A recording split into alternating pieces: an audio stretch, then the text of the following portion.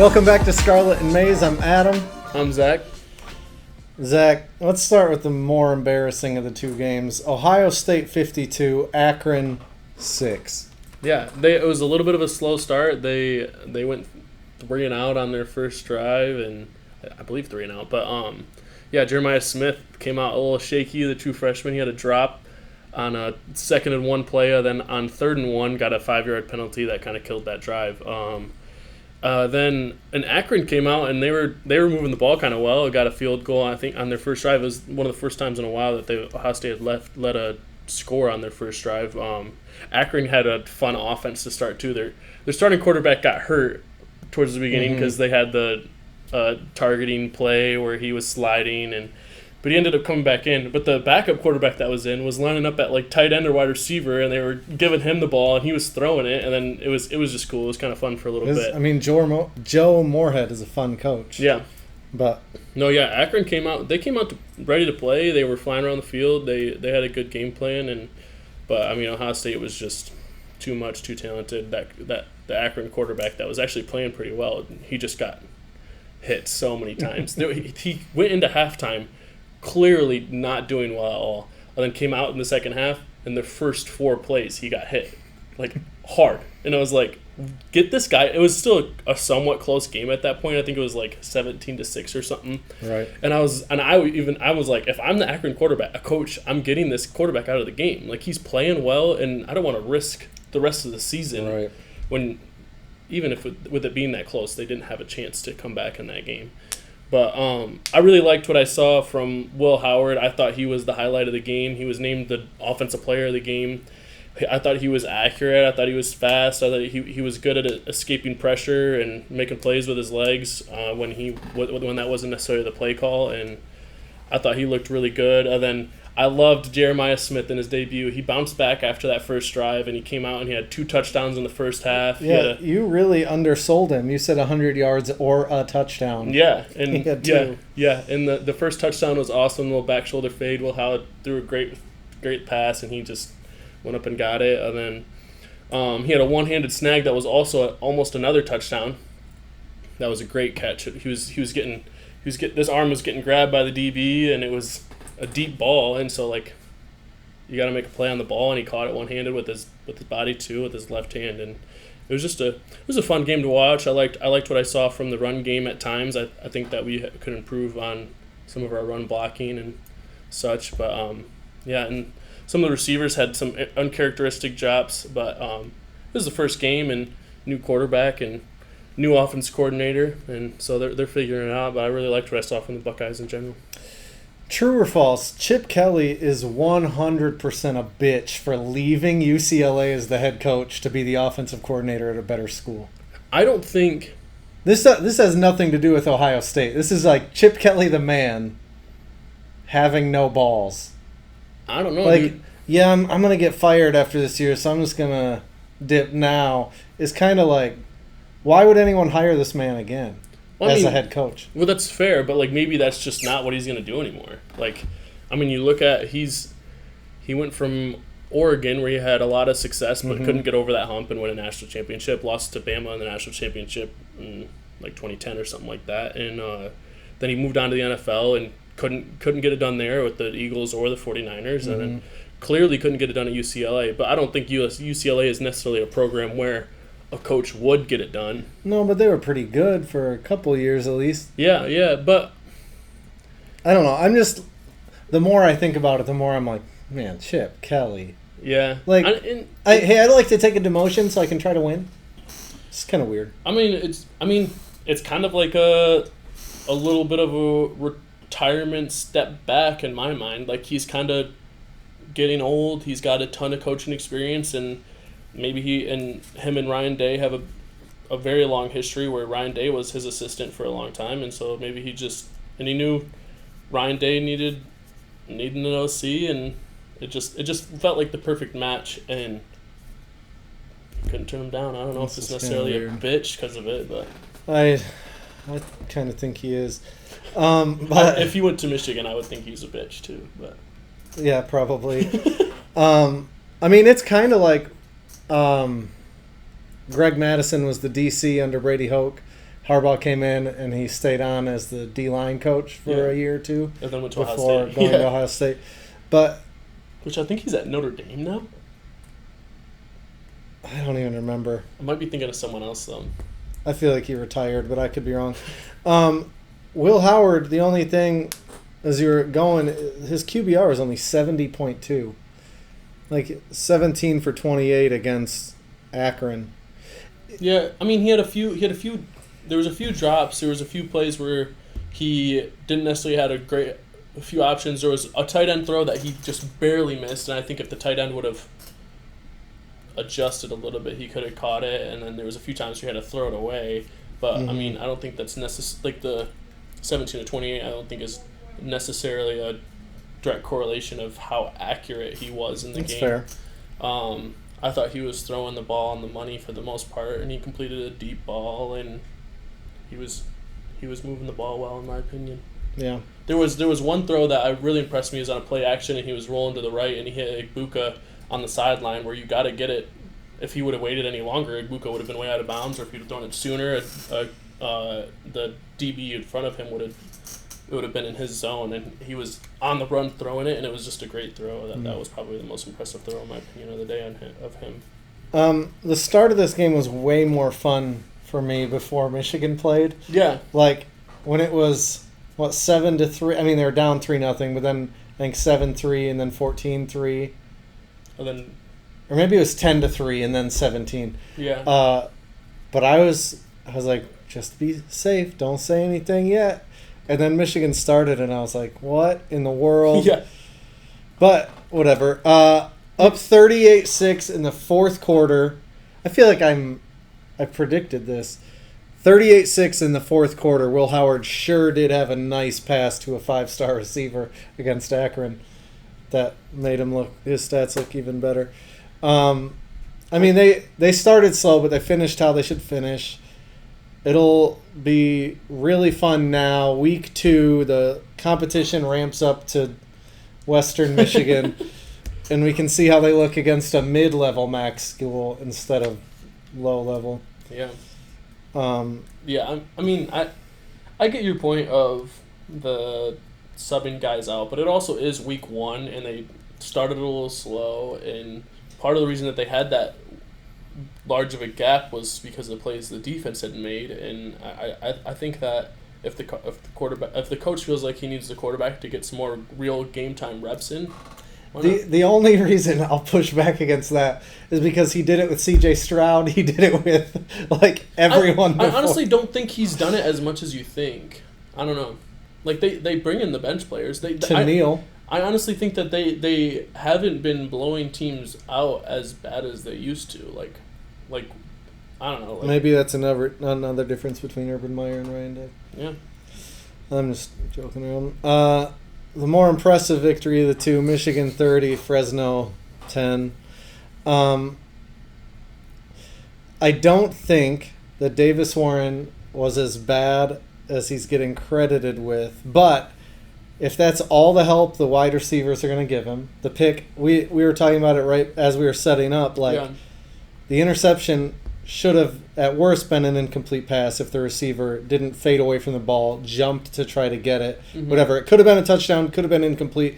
Maybe it could have been picked, but that was like a live. It was like, what was that throw? But watching the replay and stuff, I don't think it was that bad. I don't think it was all on Davis Warren. Especially that early in the game, like it's essentially a punt too. Like it's not really like a high risk play. Like he was throwing up to single coverage to receiver. Like it's not even necessarily, it's not a bad throw in my opinion at all. And like I think it was way more on the receiver. Yeah. I don't know about way more, but maybe more on the receiver than. Yeah, like it could have been thrown better. Also, I don't think it should have been intercepted. But if that's all the help that he's going to get from also the O-line, the O-line did not look good. Now, it was week 1. They're replacing the top 6 guys from the line. Hopefully they do better. Sharon Moore is like the offensive line guy, so hopefully they start to gel and whatever a little bit more. The problem is they don't have Western Michigan this week. They have friggin' Texas. Yeah. So we're going to find out quick. The thing that did it for me was Alex Orji's throw on a rollout where the receiver was wide open coming back and the ball landed at least 5 yards in front of him. And I was honestly, I was feeling good, even with the mistakes, saying, oh, they'll get better, it's early, this always happened under Harbaugh, whatever. Seeing Alex Orji's throw that bad, my stomach, like literally, I was like, it was like when realization hits you and you're like, oh no. Mm-hmm. I was like, it's not the same anymore. Like, it's not how it was the last 2 years, at least. Not a good sign. Now, Michigan was 1 point shy of the spread, which I thought was low, but whatever. Like, like I said, this always happened with Harbaugh teams. The spread was low for a reason. He didn't care about style points. He just wanted to win the game and get out. Usually keep things pretty vanilla against teams that they could and still beat. And each time it got to within one score, Michigan just went and made it more than one score. Right. But it's still... How much of it was the vanilla game plan? Just like early season Harbaugh teams, hopefully a lot. Hopefully Kalel Mullings gets more touches because he did great. Yeah. Kalel Mullings looks really good. And I will say Fresno State had their worst offensive output since 2019. And going back, they won at Purdue and at Arizona State last year, which, sweet. At USC, at Washington State the year before. Yep. And then at Oregon and at UCLA in 2021. So, like, those aren't defensive juggernaut schools, but they're still high-level competition in Michigan. So their defense is good. Yeah. I think their defense showed that they're still elite and that they can carry them to a lot of wins this season. But Davis Warren is Cade McNamara. Michigan era Cade McNamara, because Cade McNamara looked okay on Saturday for Iowa. So that's a bummer. But hopefully Davis Warren looks better. Hopefully the O-line looks better. Hopefully Donovan Edwards does anything. Hopefully Alex Orji. In my mind, I'm like 4D chess. Maybe Sharon Moore knew that was Orji's worst, like, throw. Yeah. Like, on the run, I don't know. And hopefully that was just to throw off Texas, and now Orji is actually really good. Yeah.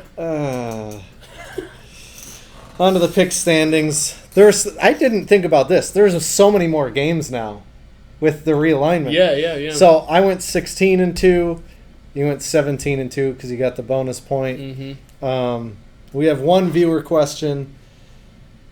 Do you think Oregon is still a championship caliber team after the Idaho game? It is kind of BS that Michigan's getting so much crap for winning by 20 when I feel like Oregon's getting glossed over for struggling this bad against Idaho. I don't know. The one thing that baffled me, I didn't get a chance to watch that game, and one thing that baffled me was Dylan Gabriel's stat line with only scoring 24 points. I guess they like went for it on fourth down a couple times, didn't get it. They missed a field goal or two. I don't know. And Dylan Gabriel did fumble it once. Right. And that's just like 430 the stat line yards or something. Is hilarious lined up to the score. Yeah. But I don't know, my only thing with that question is, like, it depends on what you mean by championship caliber team. Are you talking about a Big Ten championship? Are you talking about a national championship? Because Oregon's not necessarily – I picked them in my top four to, like, make the Final Four. But they're not necessarily a team that I could see making a run and winning a national championship even before this. I know there's a lot of hype and a lot of people feel like they could, but – They've literally never done it before. Yeah, literally never done it before. The O in their logo doesn't stand for Oregon. It stands for how many national championships they've won. 0. But no, I don't think it necessarily changed my opinion on the caliber of team they are. I still think that they could go on. They could make the Big Ten championship and upset Ohio State in it. There's a chance for that. You know, it's football. Ohio State could have some guys hurt or maybe some guys out with COVID or something, but. I think they're still a great team, but it didn't really change my opinion on them that much. Yeah. I think we need to see how they look this week, but I think, yes, Clemson almost lost to Army a few years ago, then won the national championship. Michigan got crap for not looking good against multiple inferior teams the last few years. Yeah. They went undefeated last year. I feel like I bring this up at least once a year. Like Ohio State, when the last time they won a national championship, lost to a really bad Virginia Tech team week 2. Yeah. And so you can always bounce back and win it all. We'll see. Big Ten takeaways. Honestly, after this first weekend, I think it's Ohio State and the rest, with Penn State probably leading the way for the rest, which is a little surprising for me. But Penn State showed out well against West Virginia, a team that many people were putting out an upset alert. They won by 26 points or something. Yeah, I said that nothing can happen this season to hurt me because of the Natty, but it took like 3 drives for me to feel like how I imagine all Iowa fans feel all the time, and I did not like it at all. Yeah. It was miserable. Yeah. So hopefully that changes. One step further take. What do you got? My one step further take is Will Howard is a bigger, faster, more accurate JT Barrett, and hopefully more consistent. I have 2, and mine is I really miss Kyle McCord. Not because I still wish he was at Ohio State, but because I really wish he had transferred to Michigan. Dude, could you imagine? I didn't even think about that. That didn't even cross my mind. But if he transferred out of Ohio State and went to Michigan and just balled out, like that would great. That would have. I mean, he balled out at Syracuse. Yeah, he did ball out, and the Syracuse coach kind of called out Ohio State, like thank you, whatever. And Ohio State fans are like, who cares? Yeah, I mean, he looked good. I don't even remember who Syracuse played. Yeah, I didn't even. No one good. We'll see if that keeps up, but I would take Kyle McCord right now. Kyle McCord looked good at times last year for Ohio State when they played nobody, and he was thrown to Marvin Harrison Jr. and Emeka Egbuka, and yeah. I have a second one, and that's if USC actually has a defense now, they're going to win the Big Ten. Ooh. I liked Miller Moss a lot, and it was eye-opening how good their defense looked. I told you. Like I feel like they were hitting harder. Their defense was 1,000% different than it was. There's only even if it was against a Brian Kelly offense. Right. And there's only so much impact a coordinator can make, but that coordinator that was there, that coordinator was a coordinator at Ohio State, and it was one of the worst defenses Ohio State had in years. And I don't understand how he even got a job at Oklahoma with Lincoln Riley, and I don't understand why in what world it made any sense for him to bring him with them to USC, and how he was even had a job still like years later. They looked good. Yeah. So we'll see. From Michigan onto the rapid fire turd pile. Yeah. Western Illinois at Indiana. Yeah, Indiana. Duke at Northwestern, who has the coolest field right now. Yeah, it's kind of awesome. I mean, it looks like a 5-star high school or something. Yeah, I hope their new stadium takes them like 5 years, and they have to play there forever, and there's like some delays, and sure. I'm sure the ticket prices are kind of crazy with there only being 15,000 seats. Right. But I'd go. Yeah, for real. If I had the opportunity, I would. Duke at Northwestern. Northwestern's favored by 2.5. I got Duke. Yeah, so Northwestern was my one upset that I picked last week, other than USC was technically an upset. But I got Northwestern this week. I think Miami's better than people expected and than people think, and I think Northwestern looked good last week. So it was close still, but Bowling Green at Penn State. Penn State's favored by 34.5. I got Penn State. Yeah, Penn State. Rhode Island at Minnesota. No way Minnesota screws this up. Yeah, right. And they bounce back. Yeah, Minnesota wins. Mighty Akron at Rutgers. I got Rutgers. Yeah, I mean that spread might be a little generous with how good Akron looked last week in their season opener, but I got Rutgers. I debated putting this one in the Varsity Games, but didn't. Iowa State at Iowa. Iowa's favored by 2.5. Yeah. Especially after seeing how Cade played last week, it seems like a interesting line. I got Iowa in that game. I got Iowa State. Really? This game is always weird. Iowa's optimistic. I feel like it's a good time for the rug to get pulled. Yeah. They're going to lose on a Cade pick 6 or something. Michigan State at Maryland. I don't know how the spread is only 8 for Maryland. I got Maryland. Yeah, I got Maryland by too. 21 at least. Yeah. I mean, Michigan State looked so bad at home against a terrible school. I think I missed out how good Maryland did last year.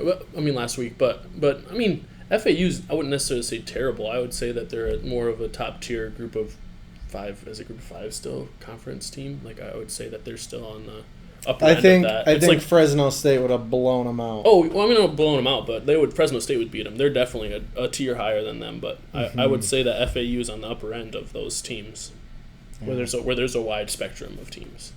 So Maryland though. Yeah, Maryland. Yeah. Eastern Michigan at Washington. Why is Eastern Michigan going to Washington? Yeah, so but whatever. Washington. Yeah, Washington. South Dakota at Wisconsin. That's Wisconsin. Yeah, I got Wisconsin. Kansas at Illinois. Kansas is favored by 6. Yeah, I'm surprised that that's not a bigger spread with the talent that they have at quarterback, and Illinois just isn't that good. But I got Kansas. Yeah, Kansas. Yeah. Utah State pulling the upset. Probably not Nope. at USC. All right, on to the varsity games. Colorado at Nebraska. Nebraska favored by 7. And probably will be one of the most watched games this weekend. Should be. I like that they're playing. I like older rivalries. I feel like they need to go out of their way as they're ruining the sport with realignment to keep. And I like that it's happening. I'm going to try to watch. Probably won't be able to, but Nebraska. Yeah, I think Colorado's fun, and Shador and Travis Hunter are two of the best players in the country, but I just don't think Colorado is good as a team. I think there's a reason why they were that close with, I forget if it was North or South Dakota State, but North. Yeah, North Dakota State, and both of them are good, but North Dakota State's a great program, but it shouldn't have been that close, and no. I got Nebraska by at least 7 in this one. Yeah. Boise State at Oregon. Oregon's favored by 19.5. I got Oregon. I'm a little surprised by this spread because Boise State is, at least coming into the season, was the favorite to be the Group of 5 team to make the playoff. And so I'm a little surprised by that spread, especially the way Oregon performed against Idaho. So I like Oregon to win this game, but I think Boise State will cover the spread. Yeah. Western Michigan at Ohio State. It's 38.5. I feel like it's probably low. Yeah, a little low maybe. Western Michigan. Michigan. Akron felt right, but Akron covered the spread, I believe. I think it was upper 40s, and they won by 46. It's embarrassing. Yeah. Ohio State. What you have any other notes for that or no? No. It's Western Michigan. Yeah, it's Western Michigan. I bet they run it a lot, and Will Howard looks pretty good this week. Because it's not a big game yet. Yeah. Game of the week is Texas favored by 7 at Michigan, which, like, I've seen a lot of Michigan fans be like, this is embarrassing. It's the defending national champions. Yeah, you also tied the record for second most players drafted and replaced most of the coaching staff. Yeah. Like, you return a lot. Also, did you watch the quarterbacks play on Saturday? Yep. Mm-hmm. What are we doing? And we're talking about a top 3 team and arguably the best quarterback in college football. So, yeah, I'm not the biggest Quinn Ewers fan, but still. Quinn. Huh? I love Quinn. I mean, I would take him at Michigan right now. But, yeah. How much of Michigan's game was Sharon being early season Harbaugh and just being super vanilla and hiding things for Texas versus how much was this just 2020 repeating itself when they won their first game and then the wheels just completely fell off? Maybe they'll all get COVID. Yeah. Davis Warren looked like Cade McNamara 2.0. Alex Orgy looked like he had less trust than Joe Milton deserved, and that's not ideal. If Michigan wins this game, I feel like 10-2 is still on the table. Like if this past week is overreaction, and they like Orgy's better than this, Davis Warren is better than this, O-line gets better, Donovan Edwards shows up, I feel like 10-2 is still on the table. If they lose, especially if they get blown out, 7-5 is on the table. Like, wow, it's one game. I feel like this game is going to reveal a lot because they're not hiding anything for this game. Yeah, I don't think with that defense that there like is a real possibility of like an actual blowout against anybody, even really, other than maybe Ohio State or Oregon. But yeah. But this was also with one turnover last week. If they turn the ball over that's fair. Or just can't move and have to punt more and the defense gets tired. Yeah. Because the defense is super good. They're not as deep as they were last year. It just... I think the wheels could come off, hypothetically. And that's scary. I don't know. Hopefully Hopefully Michigan shocks some people on Saturday. Yeah, you guys know. But I'm going to pick Michigan. I've said it all along on this show. I love Quinn Ewers. I think he gets the job done in Ann Arbor and takes them down. I got Texas by 7. I'm going to say Michigan by 3. Things no one is talking about, I got nothing. I feel like everyone's talking about everything. Yeah, well, I stole this one from a tweet, so people were kind of talking about it, but I was surprised that it wasn't until today that I saw it. But another Michigan head coach got caught picking his nose. It's kind of awesome. Didn't need it. Didn't need it. Tweet of the week. Mine is from Michigan's Barstool account. He said, maybe we may have a quarterback problem, but at least we don't got DJU. LMAO. Yeah. Mine is from @Sickos Committee, and it says the caption is Stat of the Year, and then it's a picture of a stat that they put up for the Iowa game where it said Iowa's wide receiver touchdown catches in 2022 for the whole season was 2, in 2023 for the whole season was 3. Other than in the second half of the game on Saturday, they had 3 touchdown catches from wide receivers, which is insane. It's wild, but good for Iowa. Cade is healthy. He's got his swagger back. I think it's the OC. What if they went out, huh? Which they didn't. But. With that, maybe I'll see you next week. Maybe I'll be in a cave somewhere. But until then, go Blue. Go Buckeyes.